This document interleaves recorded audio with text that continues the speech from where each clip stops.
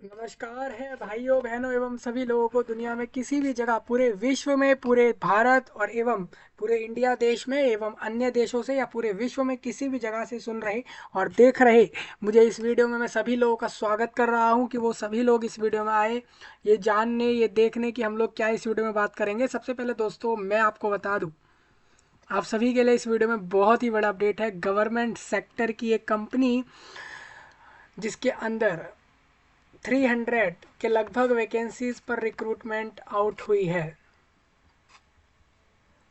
जिसके बारे में हम इस वीडियो में डिस्कस करेंगे। आपको बता दूं दोस्तों, ये इंडिया देश के अंदर, भारत देश के अंदर कंट्री है जिसका नाम है न्यू इंडिया एश्योरेंस को लिमिटेड। इसको लोग शॉर्ट में बोलते हैं NIACL।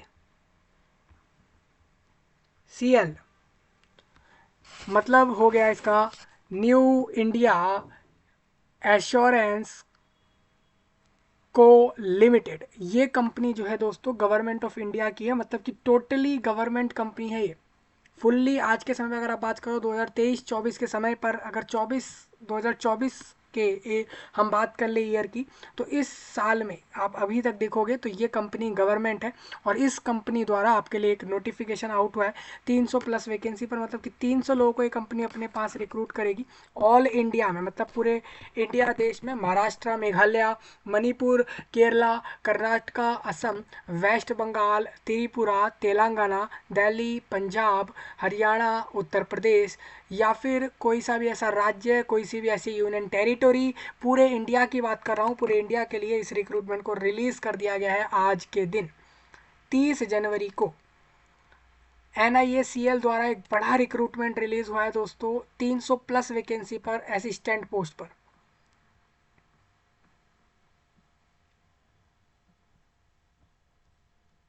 तो मतलब ये कंपनी जो है, आपको ये तो पता लग गया है गवर्नमेंट कंपनी, और ये कंपनी अपने पास असिस्टेंट के तौर पर आपको रिक्रूट करेगी, 300 लोगों को रिक्रूट करके ये जॉब देगी। मान के चले आप लोग इंडिया में किसी भी जगह रहते हो, पूरे इंडिया देश में, आप हरियाणा, झारखंड, मेघालय, मणिपुर, केरला, कर्नाटका, पूरे देश में, इंडिया में कहीं भी रहते हो और आप लोग बेरोजगार हो, आपके पास रोजगार नहीं है, आपके पास जॉब नहीं है, आपके पास काम नहीं है, लेकिन आप लोगों को जॉबें चाहिए और आप देख रहे हो कि आपके पास क्वालिफिकेशन तो है, आप 10th पास्ड हो, 12th पास्ड हो, ग्रेजुएट हो, पोस्ट ग्रेजुएट हो, मास्टर्स तक कर लिया है आपने, PhD तक पास्ड आउट हो, लेकिन वैकेंसियां नहीं देख रहे हो पूरे इंडिया देश में, तो वो तो सभी के साथ है। लेकिन आप लोगों को इतना मैं बता दूं, यहाँ पर आप सभी के लिए एक बड़ा अपडेट ये रहेगा, ये गवर्नमेंट ऑफ इंडिया की कंपनी यानी कि सरकारी कंपनी है और ये कंपनी इंश्योरेंस के ऊपर काम करती है। इंश्योरेंस के रिगार्डिंग जो भी वर्क होता है वो करती है ये कंपनी। और इस कंपनी द्वारा, और ये कंपनी का फुल नेम जो है वो न्यू इंडिया एश्योरेंस को लिमिटेड है और ये कंपनी गवर्नमेंट ऑफ इंडिया की और पूरे इंडिया में आज के समय पे ऑपरेट करती है, पूरे देश में। और ये कंपनी द्वारा 300 प्लस लोगों को रिक्रूट करा जाएगा असिस्टेंट के पोस्ट पर। अब इस वीडियो में हम नोटिफिकेशन डिस्कस करेंगे इस रिक्रूटमेंट के बारे में, जैसे कि जो वैकेंसी आई है इसमें एलिजिबिलिटी क्या है, क्वालिफिकेशन क्या है, फॉर्म के डेट्स क्या है, फॉर्म की फीस क्या आपसे ली जा रही है, सिलेक्शन प्रोसेस में क्या होगा, क्या कोई एग्जाम ले रहे हैं, अगर एग्जाम लेंगे तो उसमें एग्जाम का पैटर्न, सिलेबस, मार्किंग स्कीम, सारा कुछ मैं आपको क्लियर करूंगा। मान के चले आपको ये जॉब चाहिए और इसमें अगर इन्होंने बोला हमें एग्जाम लेना है, तो उसका सिलेबस क्या है, पैटर्न क्या है, आप लोग प्रिपरेशन कैसे करोगे, वो सारी चीज़ें आपको बताऊंगा। प्लस ये बताऊंगा कि किस राज्य में, किस यूटी में, किस यूनियन टेरिटोरी ऑफ इंडिया में कितनी वैकेंसी दी गई है इस कंपनी द्वारा, सारा कुछ मैं आपको इस वीडियो में क्लियर कर दूंगा। मतलब आप ये मान लो कि इस वीडियो में मैं आपको एक एक बात बता दूंगा इस रिक्रूटमेंट के पूरे प्रोसेस के बारे में। आप लोग फॉर्म भरने जाओगे, फॉर्म भरने से लेकर आपको जॉब मिलेगी, सारा प्रोसेस तब तक का मैं बता दूंगा, एंड तक का क्या रहेगा। इस वीडियो को जिन भी लोगों ने ध्यान से सुन लिया, मान के चलो कि उनका आधा काम तो यही हो गया, बाकी आधा काम प्रिपरेशन, अगर इसमें एग्जाम होता है तो उसको करके ये रिक्रूटमेंट ली जा सकती है। अगर नहीं होता एग्जाम तो क्या होगा, मैं सारी चीज़ें क्लियर करूंगा। और इसमें आप लोग ऑल इंडिया से फॉर्म भर सकते हो, ये तो कन्फर्म्ड है। आप मतलब पूरे इंडिया के किसी भी जगह से फॉर्म भर सकते हो, ये तो फाइनल है और ये गवर्नमेंट जॉब है, आप लोग इसको मिस मत करना दोस्तों। ये फॉर्म आपका कल से ही शायद चालू हो रहा है, ये 24 आवर्स के बाद ये चालू हो जाएगा। 1st day of February month में इसका फॉर्म चालू होगा और फरवरी के मंथ में ही ये इसका फॉर्म क्लोज हो जाएगा। ऑनलाइन सबको फॉर्म भरना होगा, पूरा एलिजिबिलिटी, क्वालिफिकेशन, सारी चीज़ें डिस्कस कर रहा हूँ इस वीडियो में। आप लोगों ने अगर इस वीडियो को ध्यान से सुन लिया तो आप लोगों के तो फ़ायदे ही फ़ायदे हो जाने वाले हैं। आप लोग ध्यान से सुन लेना, सारी जानकारी मैं आपको इंडिया के सभी लोगों को क्लियर करूँगा। जो भी लोग आउटसाइडर इंडिया हैं या अदर कंट्रीज से सुन रहे हैं, आप लोग इस वीडियो में आप इस वीडियो में बने रहना चाहे वो आपके ऊपर है, लेकिन आप लोग इस जानकारी को इंडिया के लोगों तक जरूर शेयर करो, उनको ये जानकारियाँ पता लग जाए। और जल्द ही आपके लिए भी मैं चीज़ें लाने वाला हूँ, बहुत सी चीज़ें हम यहाँ डिस्कस करने वाले हैं। अभी तो आने वाले समय में आपको बहुत सी प्रिपरेशन मिलेंगी। अभी के लिए मैं आपको ये बता रहा हूँ, इस वीडियो में हम इंडिया के लोगों के लिए जानकारी डिस्कस कर रहे हैं। आपस में लोगों तक शेयर करो पूरे इंडिया में इस जानकारी को। हम पूरा नोटिफिकेशन डिस्कस कर लेते हैं और मैं आपको इसका फॉर्म फिलअप जल्द ही दे दूंगा, क्योंकि फॉर्म भर के भी आपको बताना जरूरी है कि आप लोगों को अप्लाई करना कैसे। हम मान लीजिए आपको बता दिया कि आप लोग ऐसे ऐसे जाइए फॉर्म भर दीजिए। अब आपको जब प्रैक्टिकली दिखाया जाएगा कि हाँ भाई इस तरीके से फॉर्म भरना है, तो आप लोग उसको देखकर आसानी से फॉर्म भर पाओगे। इस वजह से वो वीडियो आपको ज़रूर दिया जाएगा और ये मैं आपको 2 दिन के अंदर देने वाला हूँ। ठीक है भाई, चलिए इस वीडियो में आप सब ध्यान से सुन ले जो भी आपको बता रहा हूँ। और ये मैंने इसका अप्लाई लिंक, नोटिफिकेशन, सारा कुछ वीडियो के नीचे प्रोवाइड कराया है सभी लोगों को, जिससे कि वो लोग वहाँ से देख सकते हैं। देखो ये वेबसाइट है, ठीक है, newindia.co.in। ये मतलब इन बेसिकली क्या हो गया, यानी कि इंडिया के इंडिया में ही चलती है वेबसाइट, यानी आउटसाइड इंडिया में इसका सर्विस नहीं है इस वेबसाइट का। ये तो मेरे को क्लियर हो गया यहाँ से। अब ये कैसे पता लगता है, देखिए ये होता है .in। अगर इसके आगे .com होता है, इसका मतलब ये वेबसाइट जो है ना, वो सर्विस, अपना जो वेबसाइट सर्विस दे रही है वो इंडिया के बाहर दूसरे कंट्रियों में भी दे रही है। हालांकि ये कंपनी का काम टोटली इंडिया के अंदर है, तो इन्होंने .in है इनके वेबसाइट के नेम में, URL में आप देखोगे। अब ये चीज़ आपको जानने की ज़रूरत है नहीं, ऐसे ही आपको बता रहा हूँ। कभी भी आप किसी वेबसाइट का लिंक देखोगे और अगर उसके वेबसाइट के एंड में .in है, इसका मतलब कि वो इंडिया की वेबसाइट है। .com है, इसका मतलब वो वेबसाइट वर्ल्ड वाइड है। वर्ल्ड वाइड मतलब कि पूरे दुनिया में वो ऑपरेट करती है वो वेबसाइट। अगर उसके आगे .com है, ऐसा मतलब है। हालांकि इसका एक्चुअल अलग ही होता है, ये कुछ अलग ही आपका प्रोग्रामिंग के अंदर आता है। मैं कभी इसके बारे में फिर कभी आपको बताऊंगा। इस वीडियो में आपको मैं नोटिफिकेशन बता रहा था, तो उसके बारे में हम डिस्कस कर लेते हैं इस रिक्रूटमेंट के लिए। चलिए हम आगे बढ़ते हैं। आप देख रहे हो अपने सामने स्क्रीन पर वेबसाइट, इस पर आप थोड़ा नीचे आ जाना, यहाँ पर आपको नोटिफिकेशन मिल जाए तो ठीक है। आप लोगों को यहाँ पर देखिए, यहाँ पर आपको जो है क्विक हेल्प के अंदर मिल जाए या फिर सर्वेयर मैनेजमेंट में तो मिलेगा नहीं, और अबाउट अस में भी नहीं मिलेगा। इसका रिक्रूटमेंट का अलग वेबसाइट होगा। ये मेन वेबसाइट अभी आप स्क्रीन पर देख रहे हो। आप लोगों को इस तरीके से नोटिफिकेशन देख लेना है। हालांकि आप लोग नहीं ढूंढ पाओ तो आप लोगों को मैंने वीडियो के नीचे नोटिफिकेशन दे दिया, आप लोगों को प्रॉब्लम नहीं आएगी, ये मैं कह सकता हूँ। चलिए हम आगे चलते हैं नोटिफिकेशन पे। देखिए डिटेल्ड इंग्लिश में नोटिफिकेशन डाला गया है, असिस्टेंट रिक्रूटमेंट, आप देख सकते हो। New India assurance company limited है, गवर्नमेंट ऑफ इंडिया। और इनका हेड ऑफिस कहाँ पे है, महाराष्ट्र राज्य के मुंबई में इनका हेड ऑफिस है। मतलब कि इंडिया देश के महाराष्ट्र राज्य के मुंबई में से ये ऑपरेट करते हैं पूरे इंडिया में। आप समझ सकते हो कितनी बड़ी कंपनी है। अगर अगर इतना बड़ा वो पूरा चला रहे हैं पूरे इंडिया में, अपने आप को ऑपरेट कर रखे हैं पूरे इंडिया में, तो इसका मतलब ये है कि अब मुंबई में इनका हेड ऑफिस है, बाकी पूरे इंडिया में ये लोग अपना इंश्योरेंस के रिगार्डिंग सर्विस देते हैं। और 300 असिस्टेंट इनको रिक्रूट करने हैं। आज आप देखोगे ये कल नोटिफिकेशन बना लिया गया है और ये आज रिलीज़ कर दिया गया है वेबसाइट पर, आप लोग देख सकते हो। अब मैं आपको बता दूं, ये जो कंपनी है एक public sector general insurance company है।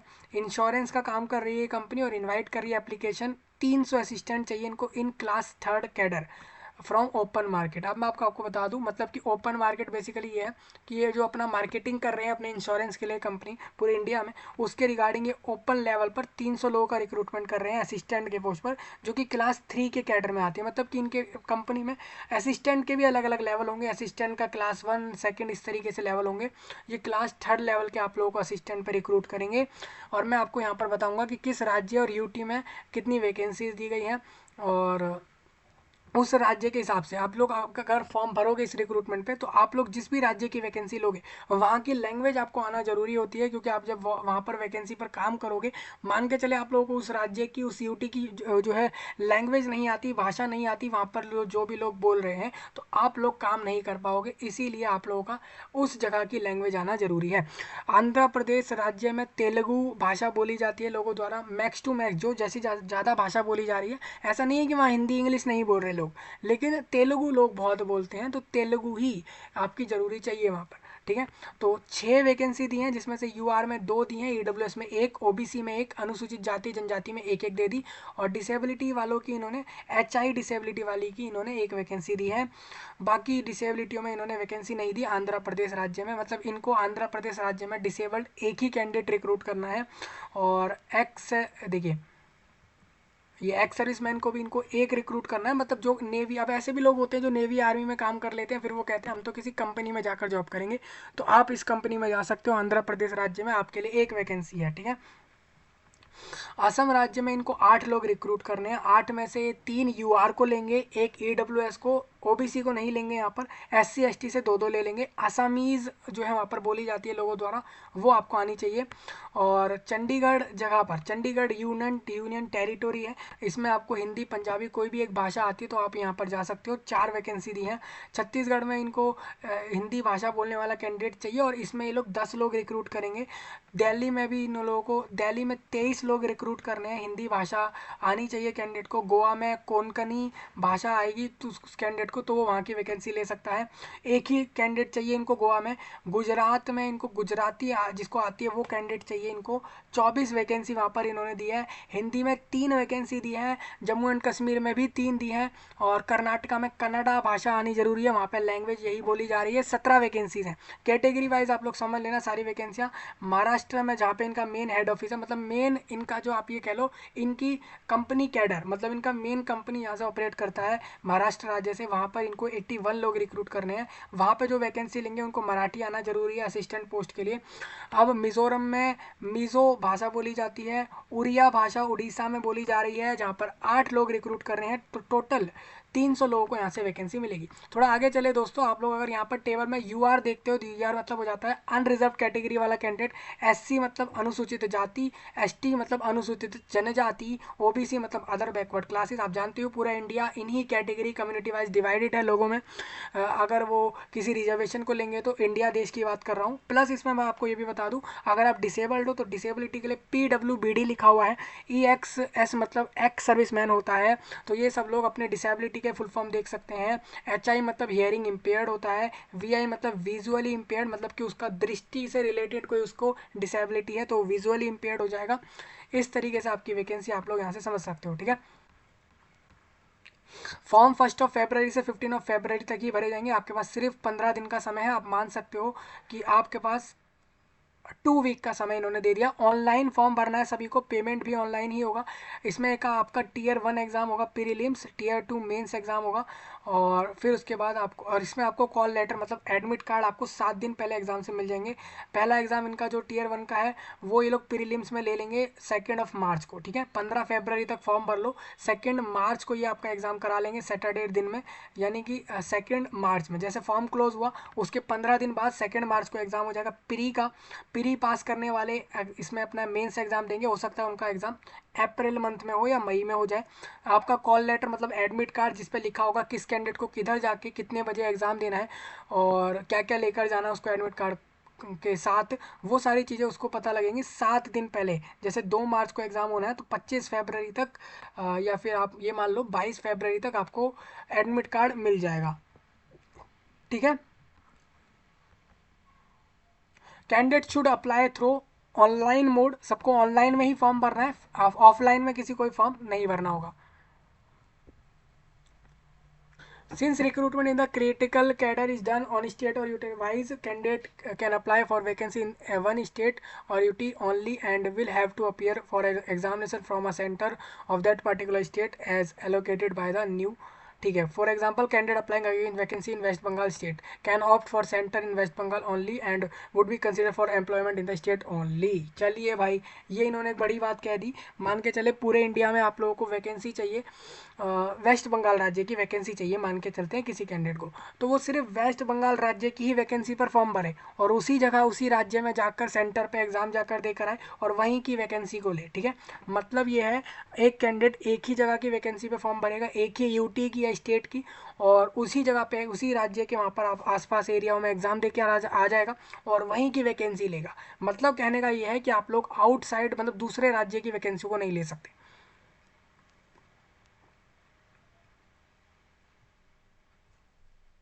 मतलब अब देखिए ऐसा नहीं है, जैसे मान के चले आप हरियाणा से हो, आप हरियाणा में रहते हो, कोई दिक्कत नहीं, आप हरियाणा में रहते हो, लेकिन आप लोगों को अगर मणिपुर की वैकेंसी चाहिए तो आप मणिपुर की ही वैकेंसी लोगे, मणिपुर पे ही सेंटर पे एग्जाम जाकर दोगे और मणिपुर में ही आप वैकेंसी को लेकर जॉब करोगे। भले ही आप हरियाणा राज्य में रहते हो, उससे कोई फर्क नहीं पड़ता, लेकिन किसी एक ही यूनियन टेरिटरी या राज्य की वैकेंसी को लें, ये चीज़ इन्होंने क्लियर कहा है। मान के चले ओबीसी कैटेगरी से कोई कैंडिडेट बिलोंग करता है बट वो क्रीमी लेयर में आता है ना, तो उसको रिजर्वेशन नहीं मिलते, ठीक है। मतलब क्रीमी लेयर ये होता है कि ओबीसी कैटेगरी में कोई कैंडिडेट है और वो ओबीसी का रिजर्वेशन लेना चाह रहा है, बेसिकली वो ओबीसी में जो फायदे मिल रहे हैं लोगों को वो लेना चाह रहा है, तो वो क्रीमी लेयर को नहीं मिलते। मतलब एक नॉन क्रीमी लेयर ये होता है, उनका एक डिसाइडेड रहता है कि पर ईयर उनका जो है पूरे एनुअल इनकम जो पूरे फैमिली में लोग कमा रहे हैं जितने भी लोग, वो टोटली 6 लाख या 8 लाख जो भी अमाउंट डिसाइड किया गया गवर्नमेंट द्वारा उतना ही होना चाहिए, उससे कम ही होना चाहिए। अगर उससे ज़्यादा है तो वो लोग ओबीसी तो भले ही हैं वो, लेकिन वो क्रीमी लेयर कहलाएंगे, नॉन क्रीमी लेयर नहीं कहलाएंगे। ये एक है थोड़ा ये क्राइटेरिया, और ये सब गवर्नमेंट द्वारा डिसाइडेड है पूरे। They should indicate their category as general, तो वो जनरल के तौर पर ले लिया जाएगा, क्योंकि ओबीसी क्रीमी लेयर वाला रिजर्वेशन नहीं लेता है, उसको एक जनरल के तौर पर फॉर्म भरना होगा। सेम ईडब्ल्यूएस वाला भी वैकेंसी पर फायदा ले सकता है, ठीक है।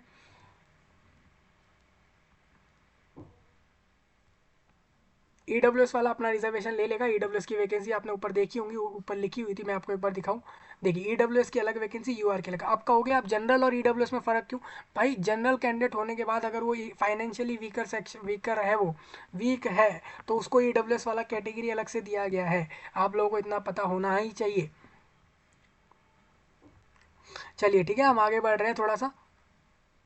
एलिजिबिलिटी क्राइटेरिया आप लोगों को बता देते हैं। सभी इंडिया के लोग फॉर्म भरेंगे, ये चीज़ मैं ऐसे बोल पा रहा हूँ। देखो आप यहाँ पे लिखा है, कैंडिडेट जो भी अप्लाई कर रहे हैं रिक्रूटमेंट पे, उनके पास सिटीजन ऑफ इंडिया यानी भारत के नागरिक हो, मतलब इंडिया देश का कैंडिडेट नागरिक होना चाहिए वो, चाहे वो बिहार का हो, झारखंड का हो, पूरे राज्य पूरे देश में कहीं से भी हो, वो सिटीजन ऑफ इंडिया हो। प्लस वो नेपाल देश का है या भूटान का है या तिब्बत, यानी तिब्बत जगह जो है आपके भारत देश के साथ ही है। भारत देश का जो एरिया है उसी के साथ तिब्बत एक जगह है, उस एरिया से अगर मान के चले आप इंडिया में आए हो तो आप लोग फॉर्म भर सकते हो। मान के चले पाकिस्तान, बुर्मा, श्रीलंका, इन जगहों इन कंट्रियों से अगर आप इंडिया में आ गए हो तो आप लोग भी फॉर्म भर सकते हो, लेकिन उसके लिए इन्होंने कुछ क्राइटेरिया दिए हैं, उसको आप एक बार पढ़ लो। एज में आपको बता दूँ 1 जनवरी 2024 में जो लोग 21+ थे, 30 बिलो थे, वही लोग फॉर्म भरेंगे। मान के चले आप लोग 30+ कर गए हो अपने अपर एज में, तो आप लोगों को आप लोग फॉर्म तभी भरोगे अगर आप SC ST हो, क्योंकि आप लोग 35 एज तक फॉर्म भरोगे। OBC NCL 33 एज, डिसेबल्ड वाला 10 साल एक्स्ट्रा उसको मिलेंगे अपर एज में। जो भी ये गवर्नमेंट ऑफ इंडिया में अपर एज रिलैक्सेशन होते हैं वही आपको मिलेंगे, ठीक है। हाँ याद रखिएगा दोस्तों, ये वाले डेट्स के बीच में जिसका बर्थ है वही लोग फॉर्म भरें, इसके आगे पीछे वाले बर्थ वाले फॉर्म ना भरें। ये चीज़ आपको याद रखनी है। नोट कैंडिडेट के बारे में कुछ डिटेल है आप सभी के लिए। एजुकेशनल क्वालिफिकेशन ये है, कैंडिडेट का ग्रेजुएशन करा हुआ जरूर होना ही चाहिए कैंडिडेट, किसी भी रिकोगनाइज्ड यूनिवर्सिटी से, इंस्टीट्यूट से, गवर्नमेंट ऑफ इंडिया द्वारा हो, स्टेट गवर्नमेंट। मतलब कहने का ये है पूरे इंडिया देश में आपने किसी भी इंस्टीट्यूट से, संस्था से आपने जो है अपना ग्रेजुएशन कर लिया, चाहे आपने BCA करा हो, BCom करा हो, BSc करा हो, LLB करा हो, कोई सी भी डिग्री कर ली ग्रेजुएशन की, आप लोग फॉर्म भर सकते हो। प्लस ये लोग कह रहे हैं आपने इंग्लिश सब्जेक्ट भी अपना पास किया हो, आपने इंग्लिश सब्जेक्ट भी पढ़ा हुआ हो, या तो अपने ग्रेजुएशन के कहीं ना कहीं इंग्लिश सब्जेक्ट पढ़ लिया हो, 10th 12th में कहीं पर भी अगर आपने किसी भी एक जगह पे इंग्लिश सब्जेक्ट पढ़ लिया, प्लस आपने जो है यहाँ पर ग्रेजुएशन कर ली, तो आप लोग फॉर्म भर देना। आपका याद रखें दोस्तों, ये 1 जनवरी 2024 से पीछे पीछे वाले जितने भी ग्रेजुएट्स हैं वही लोग फॉर्म भरेंगे। नॉलेज ऑफ रीडिंग, आपको पढ़ना लिखना और बोलना आना चाहिए। रीजनल लैंग्वेज, जिस राज्य की वैकेंसी को आप लोग आपका विश है आप लोगों को लेने का। अब देखिए इन्होंने क्लियर कर दिया, बिल्कुल ऐसा नहीं है। देखिए कैंडिडेट फैमिली, अब देखिए इन्होंने कहा है assertion to the candidate's familiarity with the religion language of the state UT, a language test will be conducted before selection test, candidate not found to be proficient in the, ठीक है भाई। देखिए आप जिस भी राज्य यूनियन टेरिटरी की vacancy ले रहे हो, आपकी विश है, आप पूरे देश में किसी भी राज्य की वैकेंसी को ले सकते हो, ठीक है, क्वालिफिकेशन के साथ। लेकिन जिस भी जगह की वैकेंसी को आप लोग लोगे, वहाँ पर आप इतना याद रखें कि वहाँ जो भी लैंग्वेज आपको बताई गई उस वैकेंसी की, उस जगह की, उस एरिया की, वो आपको अगर पढ़नी लिखनी और बोलनी नहीं आती तो डेफिनेट सी बात है कि जब ये लोग लैंग्वेज टेस्ट करेंगे आपका, वहाँ आप फेल कर जाओगे तो आप डिस्क्वालीफाई हो जाओगे। तो इसीलिए ऐसे जगहों की वैकेंसी लो जो भाषाएं आपको आती हैं, जैसे हिंदी इंग्लिश मोस्टली लोगों को इंडिया में आती है, तो ऐसी वैकेंसी लो जो हिंदी इंग्लिश के बेस पर जगह पर दे रही हैं, ठीक है। जो लोग सेटिस्फाई हो अपने एज से, क्वालिफिकेशन से, हर चीज़ से, वही लोग फॉर्म भरेंगे, क्योंकि बाद में फॉर्म कैंसिल हो इस तरीके से आपको भरने का कोई फ़ायदा नहीं है। एक्स सर्विसमैन लोग कौन होते हैं वो इन्होंने बताया है। डिसेबल्ड एक्स सर्विसमैन लोग कौन होते हैं वो इन्होंने यहाँ बताया है। Dependent of ex serviceman killed in action, मान के चले एक्स सर्विसमैन जो मिलिट्री में सर्विस दिया, मिलिट्री में, आर्मी में, नेवी में लोग गए और वहाँ पर उन्होंने सर्विस दिया और उसमें उनका जो है वहाँ पर वो मारे गए, ठीक है। तो ऐसे में उनके डिपेंडेंट्स, तो उन पर जो निर्भर थे उनके परिवार के लोग कि भाई हमारा तो यही घर चला रहा है, यही है जो भी है, भले ही नेवी आर्मी किसी में भी काम कर रहा हो या कर रहे हो, महिला पुरुष जो भी हैं, अब यही लोग हैं। अब मान के चले अब उनके परिवार है, अब उनके जाने के बाद वो लोग चले गए, तो अब आपके आपके परिवार में जो लोग रह गए वो इन वैकेंसियों को ले सकते हैं अगर वो क्वालिफिकेशन रखते हैं। तो उनको बोलते हैं डिपेंडेंट ऑफ सर्विस मैन, जो किल्ड हो गए एक्शन के दौरान, ठीक है। तो ये पूरी पॉइंट लिखिए, आप देख लेना, आप सभी लोग नहीं आओगे, जो लोग इसमें आएगा आप सारे लोग सब चीज़ देख सकते हो। डिसेबल्ड लोग कौन होते हैं वो आप यहाँ से देख लेना। गाइडलाइन आप मान के चलें, यहाँ पर जो रिक्रूटमेंट में प्रीलिम्स और मेंस एग्जाम होगा उसमें जो भी लोग डिसेबल्ड अपने भाई बहन जितने भी हैं वो लोग इन वैकेंसियों को लेंगे। अगर एग्ज़ाम वो नहीं लिख सकते हैं खुद, तो ऐसे में वो लोग एक एक्सक्राइब को यूज़ कर सकते हैं। एक्सक्राइब क्या होता है? एक्सक्राइब ये होता है, मान के चले आप लोगों को किसी सेकंड पर्सन, महिला या पुरुष को अपनी मदद के लिए यूज़ करना है, कहना है कि भाई हमारा एग्ज़ाम कर दो, लिख दो, हम आपको अपने अपने जो भी आप कहोगे उतना आपको अमाउंट देंगे, हमारा एग्ज़ाम आपको करना है, क्योंकि हम फिजिकली लिमिटेशन के कारण अपना एग्ज़ाम नहीं लिख सकते, क्योंकि हम विजुअली इम्पेयर्ड हैं या दूसरी जो भी डिसेबिलिटीज़ आती हैं इसके अंदर। तो आपका एग्ज़ाम आप अपने खुद के कॉस्ट पर करा सकते हो किसी सेकेंड पर्सन से। उसके लिए आपको एक फॉर्म भरना होगा, इसके नीचे मैं आपको दिखा दूंगा, ठीक है।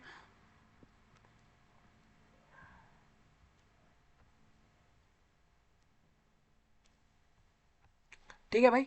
और डिसेबिलिटी वालों को टाइम में आप ये भी पता होना चाहिए लोगों को कि हर घंटे पर, हर आवर पर 20 मिनट, मान के चले कोई एग्ज़ाम 5 घंटे का हुआ है तो डिसेबल्ड वाले कैंडिडेट को 100 मिनट उस एग्ज़ाम में एक्स्ट्रा मिलेंगे। कारण क्या है कि हर घंटे पर 20 मिनट डिसेबल्ड वाले को, गवर्नमेंट ऑफ इंडिया ने एक रूल बनाया है जिसमें ये कहा है कि हर घंटे पर 20 मिनट डिसेबल्ड वाले को एक्स्ट्रा मिलनी ही चाहिए उसके एग्ज़ाम में, तो वो उसको मिलती हैं, ठीक है। तो ये एक फ़ायदा हो जाता है इसका डिसेबल्ड वाले कैंडिडेट को, ठीक है। जो भी स्क्राइब यूज़ करोगे अपना फॉर्म भर लेना, इस चीज़ का थोड़ा ध्यान रखेंगे आप लोग। और कौन लोग यूज़ करेंगे वो भी आप एक बार देख लो। और EWS में कौन लोग आते हैं वो आप यहाँ से देख सकते हो। प्री एग्ज़ाम, प्रीलिम्स एग्ज़ाम जो होगा, प्री एग्ज़ाम ट्रेनिंग, एग्ज़ाम से पहले ये SC ST और OBC NCL और डिसेबल्ड वालों से अगर आप लोग एक ट्रेनिंग लेना चाहते हो उस एग्ज़ाम से पहले, तो आप लोगों को इसका बेनिफिट मिल जाएगा। मतलब 2 मार्च में तो एग्ज़ाम ही है, अब क्या ही ट्रेनिंग लोगे, मान के चले आपको ट्रेनिंग लेनी भी है तो एग्ज़ाम से पहले आप लोग एक ट्रेनिंग ले सकते हो। उसके लिए आप लोगों को इसका इसी फॉर्म में आपको बताना पड़ेगा कि हमें ट्रेनिंग लेनी है।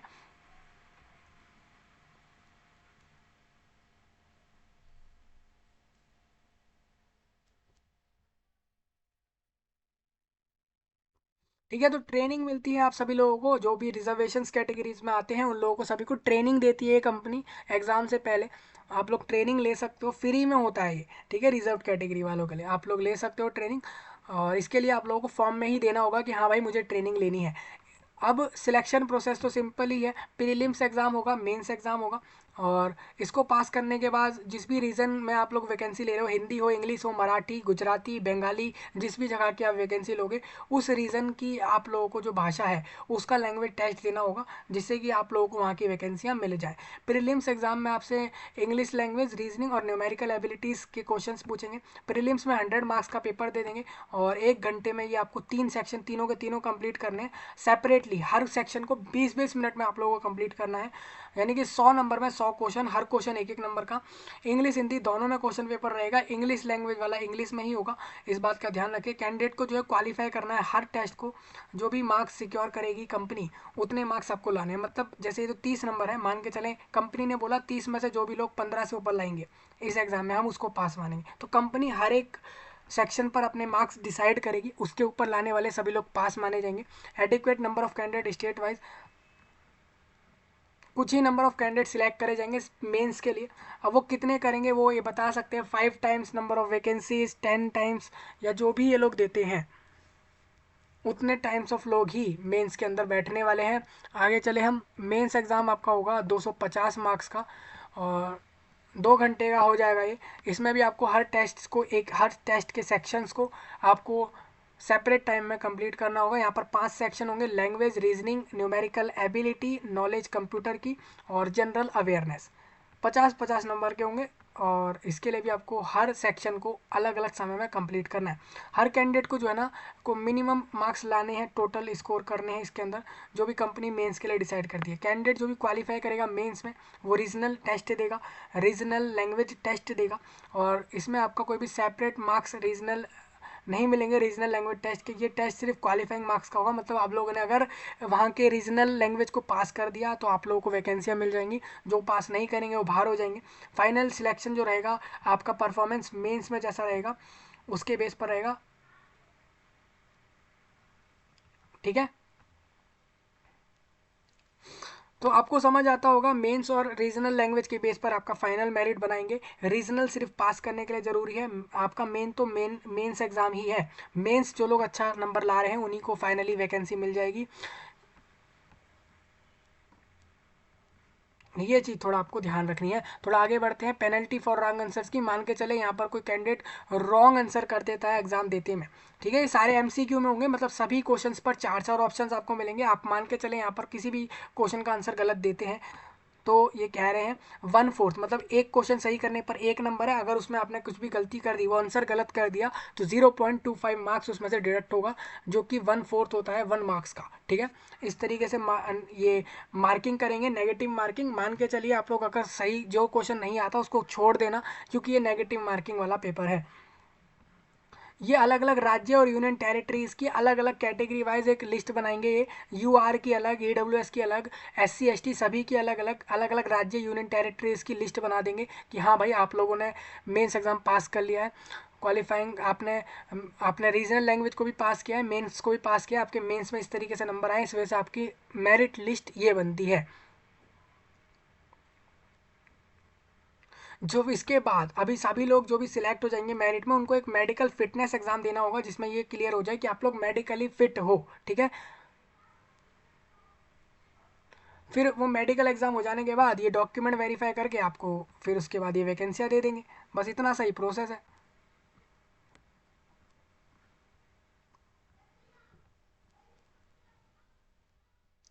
अब देखिए एग्जाम देने के लिए आप लोगों को क्या क्या चाहिए, एक तो एडमिट कार्ड चाहिए, एक आईडी प्रूफ आप लोगों को चाहिए, अपना फोटोग्राफ भी आप लोगों को सेंटर पर लेकर जाना होगा। ये सब चीज़ें आप लोगों को ले जानी होंगी। आइडेंटिटी वेरिफिकेशन में आप लोग PAN card, Aadhaar card, voter card, driving licence, कोई भी एक चीज़ लगा सकते हो फॉर्म में भी, और प्लस अपने सेंटर पर भी लेकर जा सकते हो। इसके बिना वहाँ पर एंट्री नहीं होगी, इस चीज़ का थोड़ा ध्यान रखेंगे। राशन कार्ड और लर्निंग लाइसेंस कोई नहीं लेके जाएगा, वो एक्सेप्ट नहीं होगा।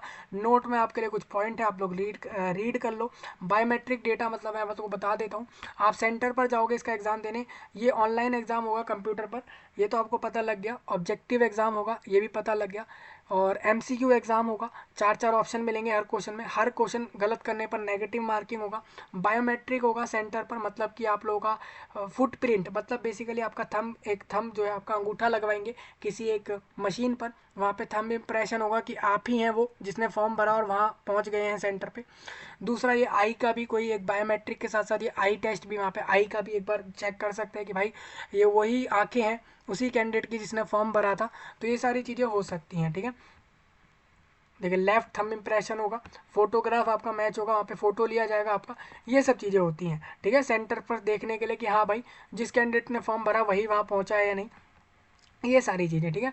रीजनल लैंग्वेज टेस्ट में आपको बता दूं, ये मतलब ऐसा होता है कि आप जिस जगह की वैकेंसी लोगे उस जगह पे जो भाषा बोल रहे हैं लोग, उसका आपको लैंग्वेज टेस्ट देना होगा। वो मेंशन है ऊपर टेबल में, आप लोग देख लेना। ये पास अगर आप नहीं करते हो तो आप लोग फाइनली रिक्रूटमेंट से बाहर हो जाओगे। तो ऐसे जगह की वैकेंसी लो जहाँ की भाषाएं आपको आती हो। List of document produce at the time of regional language test.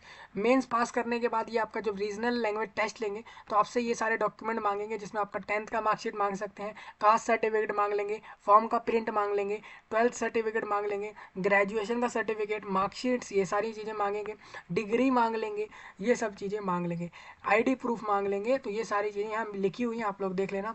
Exam centre में आपको भी बताऊँगा कहाँ कहाँ होंगे, इस रिक्रूटमेंट का एग्ज़ाम कहाँ कहाँ होगा वो मैं आपको बता देता हूँ। देखिए प्रीलिम्स तो ज़्यादा जगहों पे होता है, मेंस कम जगह पे होता है, क्योंकि मेंस में बहुत कम लोग पहुंचते हैं पास करके, तो इसीलिए उसके सेंटर भी कम रखे जाते हैं। ये चीज़ लोगों को पता ही होनी चाहिए। तो मैं आपको बता दूं, ये आपके सेंटर रहेंगे आंध्र प्रदेश राज्य के चिराला, गुंटूर, हैदराबाद, काकीनाडा, कुर्नूल और राजहामुंद्री, तिरुपति, विजयवाड़ा, विशाखापट्टनम और विजयनगरम जगह पर होंगे सेंटर्स। अभी ये सेंटर्स का नाम नहीं है, ये सेंटर्स की जगह है। मतलब चिराला एक जनपद है, बड़ा बड़ा सा जिला है, पूरा डिस्ट्रिक्ट है, बड़ा एरिया है, आप सिटी भी कह सकते हो, इसमें कुछ सिटी होंगे, कुछ जिले होंगे, ये बहुत बड़े एरिया हैं दोस्तों। ठीक है, ये एक्वायर करते हैं 3 से 4, 4 से 5 जिलाओं को, कुछ जनपद को, इस तरीके से हैं, कुछ तो इसमें से सिटी हैं। तो आपको बता दूं कुछ बड़े बड़े शहर होंगे। आपको बता दूं जैसे चिराला की बात करें, मान के चलते हैं चिराला एक डिस्ट्रिक्ट ऐसा हम मान लेते हैं, तो चिराला जितना बड़ा है ना, उस जगह पर आंध्र प्रदेश राज्य में हो सकता है 4 सेंटर हो जाए, 5 सेंटर हो जाए। जितने लोगों ने उस जगह के सेंटर फॉर्म में डाले होंगे उतने हिसाब से ये लोग सेंटर की अरेंजमेंट करते हैं। इसीलिए तो आप लोगों के फॉर्म जाने के बाद ये लोग अरेंजमेंट करते हैं, लेकिन इनका फिक्स रहता है, इन्हीं जगहों पे होगा। मतलब आंध्र प्रदेश के इन इन जगहों के अलावा आपको कहीं सेंटर देखने को नहीं मिलेगा प्रीलिम्स का, इन जगहों के अंदर ही सेंटर्स देखने को मिलेंगे। सेम आप मान के चले, असम में आप लोगों को डिब्रूगढ़, गुवाहाटी और जोरहाट, सिलचर, तेजपुर में, चंडीगढ़ मोहाली में आपको सेंटर देखने को मिलेगा। दिल्ली के तो दिल्ली एनसीआर, फरीदाबाद, गाजियाबाद, ग्रेटर नोएडा, गुरुग्राम जिसको गुड़गांव आप लोग कहते हो, वहाँ सेंटर्स देखने को मिलेंगे। हरियाणा में अंबाला, हिसार और इन सारी जगहों पे सेंटर्स होंगे। तो टोटल ये सेंटर्स की लिस्ट है दोस्तों, इसके अंदर बहुत सारे सेंटर होंगे, आप मान के चल सकते हो। अब आंध्र प्रदेश राज्य में जो लोग भी प्री पास कर लेते हैं, आंध्र प्रदेश से जो लोग फॉर्म भर रहे हैं उनको बता दूं, आंध्र प्रदेश के अंदर अगर आप जाते हो वैकेंसी लेने, तो आंध्र प्रदेश में विजयवाड़ा और विशाखापट्टनम जगहों पर सेंटर्स होंगे। असम में सिर्फ गुवाहाटी में रहेंगे सेंटर्स और मेंस के लिए, दिल्ली में सिर्फ दिल्ली एनसीआर में, और गुजरात में आप देखोगे अहमदाबाद और गांधीनगर जगहों पर ही सेंटर्स देखने को मिलेंगे मेंस के लिए। बाकी पूरे गुजरात में आपको कहीं मेंस का सेंटर देखने को नहीं मिलेगा इस रिक्रूटमेंट का। सेम इसी तरीके से रहेंगे सारी चीज़ें। ठीक है, जो मेंस जो प्री पास करेंगे वही लोग इन सेंटर्स पे जाएंगे भाई मेंस के लिए। तो ये पूरी सेंटर्स की लिस्ट है। अगर आप मेरे से पूछो कि ऑलमोस्ट भाई आप देखो ये कितने सिटी और शहर इन्होंने डाल दिए लिस्ट में, तो प्री के तो आप मान लो 500 1000 के लगभग सेंटर रहेंगे। मेंस की मैं आपको बता देता हूँ, मेंस में आप मान सकते हो 100 या 200 के करीब सेंटर्स आप पूरे थ्रू आउट द इंडिया आप देख सकते हो। सेंटर्स की बात करो, एग्जैक्ट वेन्यू कि किस जगह पर आपको जाना है, ऐसे 100 200 सेंटर्स हो सकते हैं। ये तो बड़े बड़े शहरों की लिस्ट इन्होंने डाल दी, इसके अंदर बहुत सारी जगहें रहेंगी जहाँ पर आपके एग्जाम होंगे। एप्लीकेशन फ़ीस आपको बता दूँ, अगर आप SC ST और डिसेबल्ड हो तो आप लोगों को 100 रुपये ही पे करने हैं। अगर आप लोग अनुसूचित जाति जनजाति नहीं हो, मान के चले आप लोग जनरल कैटेगरी के हो या फिर OBC नॉन क्रीमी लेयर या क्रीमी लेयर हो, तो आप लोगों को 850 रुपये पे करने हैं। ठीक है, 850 बिल्कुल। और रिजर्व वालों को सिर्फ 100 रुपये पे करने होंगे। तो ये सब रहेगा। हाउ टू अप्लाई मैं आपको बताऊंगा। पहले आप लोग रजिस्ट्रेशन करोगे, फिर फीस सबमिट होगा, उसके बाद आपके डॉक्यूमेंट्स अपलोड होंगे और सारी डिटेल्स आप लोग फॉर्म में भर के उसके बाद अपना फॉर्म जमा कर देना, फीस भर देना और फॉर्म का प्रिंट ले लेना। बस प्रिंट जरूर लेना फॉर्म का, ये जरूरी होता है। रजिस्ट्रेशन का प्रोसेस इन्होंने बताया, फोटो का साइज़ क्या रखना है, डॉक्यूमेंट का साइज़ क्या रखोगे आप लोग, कैसे उसका फॉर्मेट चेंज होता है, JPG JPEG और PNG जैसे फॉर्मेट आप लोग कैसे सेट करते हो, वो सारा कुछ आप लोग एक वीडियो में देख सकते हो, वो आपको बता रखा है। पूरा प्रोसेस इन्होंने यहाँ पे दे रखा है, कैसे आप लोगों को करना है अप्लाई करते समय, वो आप यहाँ से समझ सकते हो।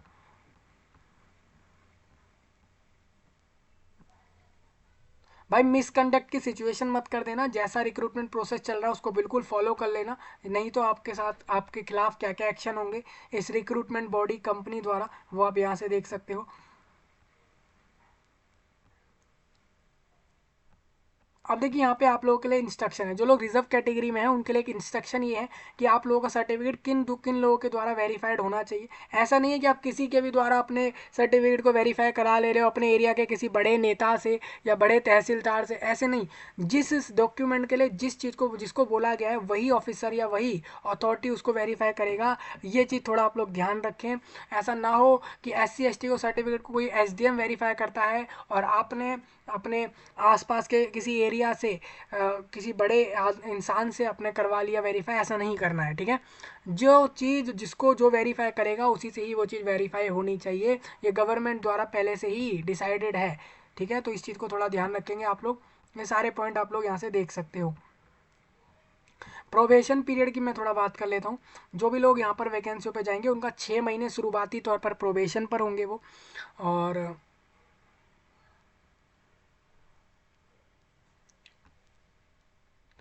Resigning from the company duration,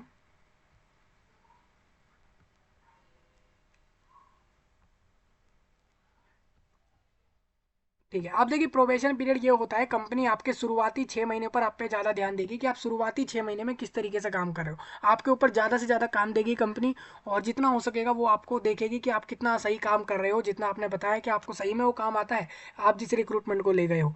लेकिन आप मान के चले आप लोगों ने प्रोबेशन समय पर सही काम नहीं दिया, आपको काम आता ही नहीं है, तो ये लोग बाहर भी कर सकते हैं आपको। दूसरी चीज़, प्रोबेशन समय पर आपने सही से अपना सारा काम दे दिया, सही से आप लोग अपना अच्छे से काम कर रहे हो, 6 महीने का रह गए, इसके बाद आप मान सकते हो कि आप इस यहाँ पर एक ऐसे एम्प्लॉय हो जो कि एक परमानेंट पोस्ट पर आप हो सकते हो, ये आप मान सकते हो।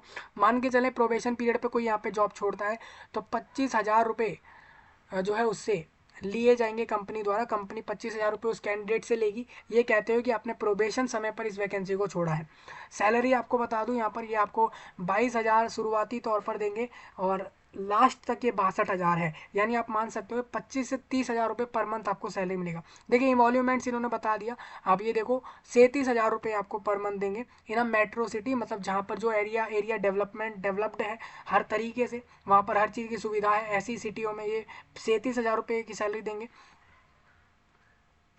ठीक है। और अदर अलाउंस भी देंगे, जैसे कि आप लोगों को मान के चले यहाँ पर मेडिकल बेनिफिट्स चाहिए, और पॉलिसी जो भी आ रही हैं इस कंपनी द्वारा आप सभी एम्प्लॉयज़ के लिए, वो सभी आपको भी मिलेंगे। तो इस हिसाब से आप मान सकते हो दोस्तों कि 40 से 45,000 रुपये तक का आपको पर मंथ फ़ायदा मिलेगा, इंक्लूडिंग द सैलरी। सैलरी अकेली ही 37,000 की है, अलग से फ़ायदे आप ये सब देखते हो तो 45,000 तक आपका जाना संभव है इसमें, 45 से 50,000। जनरल इन्फॉर्मेशन आप सभी के लिए यहाँ से आप रीड कर लेना है, सारे आपके लिए पॉइंट रहेंगे, मैं इसको डिस्कस नहीं करूँगा, ये सब छोड़ देते हैं हम, आप लोग देख लेना इस सबको। अब ये SC ST कास्ट फॉर्म है, आप लोग देख लो। आप लोग अगर SC हो, देखिए ST हो या SC हो, तो आप लोग को ये वाला फॉर्म जमा करना है। इसी अप्लाई वाले फॉर्म के साथ ही आप लोग को ये सर्टिफिकेट लगाना होगा। मान के चले आप लोगों का अभी नहीं बना, और लेकिन आप SC ST या इसमें आते हो, तो आप लोग अभी फॉर्म अप्लाई कर लो। 15 फरवरी से पहले अगर आपके पास आ जाए बन के, तो आप फॉर्म में डाल देना। नहीं आए तो आप लोग एक जनरल के तौर पर अप्लाई करके इस वैकेंसी को ले सकते हो, ये चीज़ आपके पास एक ऑप्शन है, ठीक है। ये तो SC ST का फॉर्म हो गया। ये आप देखोगे ये OBC वालों का फॉर्म है, इसी तरीके से आपको भी करना है। ये डिक्लेरेशन रहेगा OBC वालों का कि हम OBC में आते हैं। सेम ये डिसेबिलिटी वालों का फॉर्म है, और ये वाला फॉर्म जो है उनके लिए है जिनको एक से ज़्यादा डिसेबिलिटीज़ हैं। उनको यहाँ पर बताना पड़ेगा कि हम किन किन डिसेबिलिटी से फेस कर रहे हैं, किन किन डिसेबिलिटीज़ में आ रहे हैं, वो उनको यहाँ पर बताना है, ठीक है भाई। तो ये सारे तरह के फॉर्म इसमें यहाँ पर डाले गए हैं। रिटायर्ड पर्सोनल, जो लोग मान के चले रिटायर्ड हो चुके हैं और किसी रैंक के ऑफिसर हैं, किसमें, नेवी, एयर, आर्मी या मिलिट्री में, उनकी बातें कर रहा हूँ मैं, उनको ये वाला फॉर्म लगाना होगा। भाई देखिए एक्स सर्विसमैन आपको ऐसे ही कोई नहीं मान लेगा, ठीक है। आप लोगों को प्रूफ देना होगा, जैसे SC ST को देना है, OBC को देना है, आप लोगों को भी इस तरीके से देना है कि हम रिटायर हो गए, उसका सबूत ये है। इस तरीके से हम सर्विंग, अभी हम सर्विस दे रहे थे हम पर्सोनल के तौर पर, उसका सर्टिफिकेट ये आपका रहेगा। तो इस तरीके से सारे डॉक्यूमेंट्स आपको यहाँ पे दिख रहे हैं, इस तरीके से आपके रहेंगे।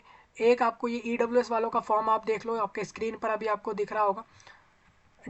जो भी डिसेबिलिटी वाले हैं और किसी सेकंड पर्सन की मदद से अपना एग्ज़ाम कराने वाले हैं, क्योंकि वो अपना खुद नहीं कर सकते एग्ज़ाम, तो ऐसे में आप लोग ये वाला फॉर्म भर देना। आप लोग खुद के ही कॉस्ट पर अरेंज करोगे, ये बात ध्यान रखिएगा थोड़ा। और ये सारे सारे फॉर्म आपको यहाँ पे दिख रहे होंगे लिस्ट में। तो ये पूरा नोटिफिकेशन हो गया। अभी आपको हो गया सिलेबस, तो मैंने आपको ऊपर टॉपिक्स बताए, वही टॉपिक्स को आपको रेडी करना है, लेकिन वो टॉपिक्स ग्रेजुएशन लेवल तक रेडी करना है, क्योंकि एग्जाम लेवल ग्रेजुएशन तक का देंगे, क्योंकि हम एक ग्रेजुएट कैंडिडेट को रिक्रूट कर रहे हैं, तो हम ग्रेजुएट की ही जो है लेवल का हम एक पेपर बनाएंगे, तो ऐसा कंपनी बोलेगी। तो इसलिए आप याद रखें कि आप लोगों को ग्रेजुएशन लेवल के टॉपिक्स तक, उन सारे टॉपिकों को जो भी सिलेबस में यहाँ दिए हैं एग्जाम पैटर्न में, ग्रेजुएशन लेवल तक का रेडी कर लेना। मान के चले डिटेल्ड सिलेबस अगर देते हैं तो मैं आपको ज़रूर प्रोवाइड कराऊंगा, अगर नहीं आता तो आप लोग इसी इसी पूरे सारे टॉपिकों को अच्छे से रेडी कर लेना, बस आपका एग्ज़ाम निकल जाएगा। प्री भी और मेंस भी दोनों का सिलेबस यही रहेगा। प्री होगा, मेंस होगा, मेंस के बाद स्किल टेस्ट होगा, रीजनल लैंग्वेज टेस्ट होगा। वो पास करने के बाद लोगों का मेडिकल हो जाएगा और डॉक्यूमेंट वेरीफाई होके वैकेंसियाँ मिल जाएंगी लोगों को, जॉब मिल जाएगी। इस तरीके से रहेगा और ये चीज़ ऑल इंडिया लोग ले सकते हैं इन वैकेंसियों को, ठीक है। फॉर्म 1 फरवरी को होगा ओपन, मैं आपको उसका लिंक तब दे दूंगा। मुझे उम्मीद है सारी जानकारी सभी को क्लियर हो गई होगी। कोई डाउट लगाओ इस पूरे वीडियो में, इस पूरी जानकारी में, आप लोग कमेंट में बताएं और इस जानकारी को पूरे विश्व में शेयर करें, पूरे दुनिया में एक एक जगह तक। मैं आपसे मिलता हूँ जल्द ही, तब तक के लिए आप सभी का धन्यवाद।